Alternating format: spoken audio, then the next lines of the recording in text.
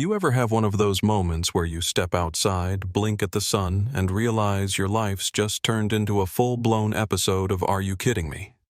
That was me standing on my own porch staring at a teenage girl with the kind of attitude that could bend steel while she shrieked, "You're not invited. Get off the property before I call security." Her finger was aimed at me like she thought she was holding a lightsaber, and I remember thinking, yeah, this can't be real life. Right behind her, 3 other girls in sunglasses and crop tops stood like they were her personal hype squad, watching me like I was the villain about to ruin their big moment. I was still in my work boots, jeans dusty from wrangling fence posts, and I hadn't even clipped my badge back on after coming home. The main girl, Courtney, as I'd find out, went leave. My mom said this place is reserved for us today. You can't just hang around while my friends are here. Then she actually mimed dialing her phone all dramatic, as if the Oscar was on the line. I just stood there, jaw tightening, not because I was scared, but because I was stunned by the sheer gall. I mean, this wasn't just some rental lot. This was my family ranch, my home, my land. And here she was, acting like she owned it. I tried to keep it cool, voice low and steady. "You're making a mistake," I said. But Courtney just rolled her eyes. "No. You made the mistake by not leaving when we told you. My mom owns this HOA, okay? She can kick you out whenever she wants, so get out." I glanced past them and saw the barn wide open, music blasting, kids riding my horse like it was a fairground, teenage boys chucking beer cans into my pond.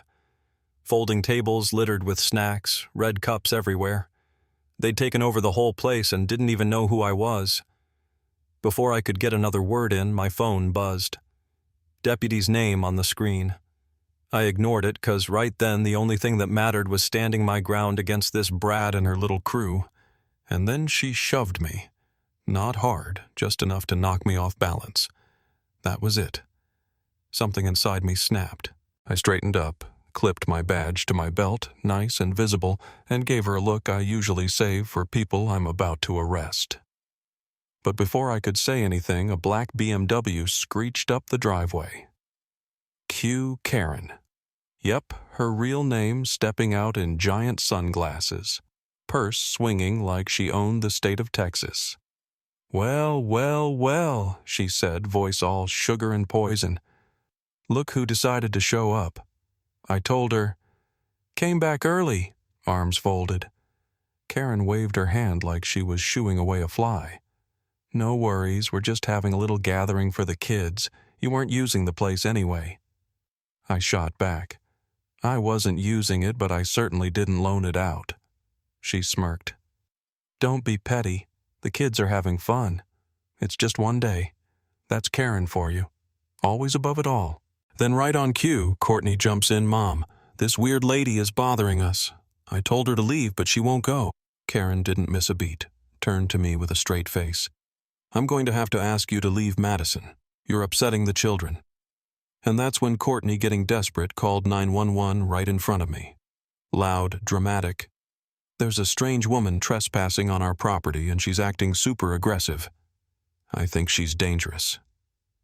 I nearly laughed, but at this point none of this was funny anymore.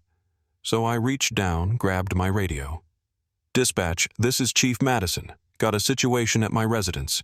Need a unit to roll up for immediate assistance." Courtney's jaw hit the floor. Karen's face went pale and the barn suddenly went quiet. Just then, one of the boys from the pond comes sprinting up, yelling, "Hey, one of the horses just got loose," and suddenly everyone's shouting. Karen's shrieking, Courtney gasping, teens scattering. I bolted because that horse was headed straight for the road. And if you've ever seen a spooked horse running full speed, you know the kind of chaos that's about to rain down. Boots kicking up dirt, heart pounding, I sprinted after Thunder, our most high-strung gelding, cutting across the pasture as he made for the highway.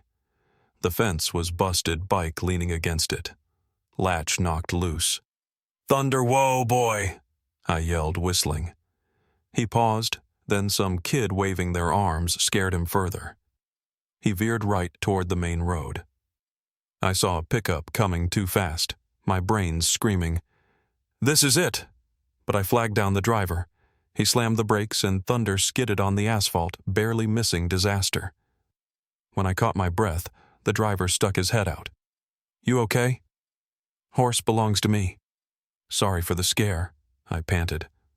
"Looked like a stampede," he muttered and drove off as Thunder trotted back onto the ranch tail high dignity mostly intact. Right then, Jose, my ranch hand, pulled up looking worried sick. Together we corralled Thunder, led him back, heart still pounding. By the time the horse was settled, a sheriff unit was pulling up the drive. Deputy Rogers stepped out, scanned the Chaos Teens trash barn music. Chief? What exactly am I walking into?" I dusted off my jeans, tried not to laugh. "Trespassing property damage, unauthorized entry, endangering livestock, and a party." Rogers's eyes widened. Karen stormed over heels, clicking. "Officer, this is a huge misunderstanding. I'm HOA president, you know me. Rogers shut her down, ma'am. This is the chief's private property. HOA jurisdiction doesn't extend here. You're aware of that." Karen's face crumpled. Courtney started shrieking about how her mom said it was community property. Now, if you thought that was the end, guess again. As we're sorting through the mess, Courtney starts yelling about her missing phone. That phone, as it turns out, had a video HOA takeover. Watch us kick the chief off her own land. There it was, proof they'd planned the whole thing, even filmed it like some twisted reality show prank. When I showed Karen and Courtney the video, the mood changed real fast. Tears, denial, finger-pointing, but the evidence was all there. Karen tried to bargain. "Just let it go. We'll pay for the damage. No need to escalate." I stared her down. "You tried to evict me from my own land, endangered my animals, and your daughter just handed me a video confession. You think I'm sweeping this under the rug?" We bagged the phone, started documenting everything, getting statements from the teens. Some tried to play innocent. I just came for the pizza, but most knew they'd messed up. Just when things started to quiet down, Jose called out from the barn. Someone had carved HOA owns this now into my barn door, signed Courtney's name big as you please. That was a new low even for Karen's crowd. The plot twist. The saddle. My dad gave me the one thing that meant the world gone. In its place, a snotty little note told you we could take whatever we wanted. Ha girls rule. That's when it got personal. We reviewed security footage, 3 girls' hoodies, giggling, one with purple hair. Courtney named her Melinda. Next thing I'm at Melinda's house, her mom shocked Melinda in tears, my dad's saddle stuffed in a gym bag by the door. "I thought it was just decoration," she sobbed. I told her, "You've got 24 hours to bring it back or I'm pressing charges." The saddle was scratched, but at least I'd get it home. You'd think it would end there, but it didn't. An anonymous text pinged my phone. "You think this is over? HOA girls stick together." Then drone footage of my ranch popped up online. Then a gallon of neon green dye delivered to my porch, a gift from the same clique. It was all intimidation, all escalation, trying to make me back down.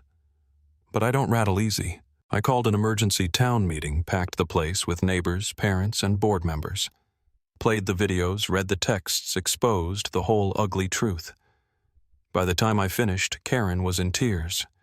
Nancy, her VP, was speechless, and the sheriff was serving warrants.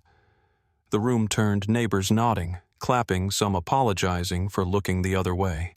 But that night, another message spray paint on my driveway. "Not your land." At dawn, Jose and I found footprints leading through the trees to the park, another can of green dye under a bench. Then came a masked voice memo. "You don't get rid of us by locking up a few moms. There's more coming." I knew right then this wasn't just about me. It was about anyone they thought they could bully. So I did what I should have done in the first place. Opened my gates, invited the whole town to the ranch. "Community is built, not taken," the banner read. I stood in front of everyone and said, "This isn't just my fight. It's for anyone who's ever been bullied or pushed around by people who hide behind rules to get what they want." The cheers were real. Melinda showed up, gave me back my dad's saddle blanket, said she wanted to do better. And for the first time in a long while, I believed her. That night, I sat on my porch watching the sunset, finally feeling peace settle over the land. This ranch wasn't just mine anymore. It was a symbol for everyone who ever stood up to power and said, "Enough." The HOA's grip was broken, their secrets exposed, and for once the whole town stood with me. But as I glanced down at the spray paint still glistening by my mailbox, I smiled. "You think this is over? Maybe not, but I promise you next time I won't be standing alone. So tell me, where do you draw the line? When is enough enough? I'd love to hear how you'd handle a mess like this. Share your thoughts. Who's right? Who's wrong? And what does real justice even look like when the whole community's at stake?"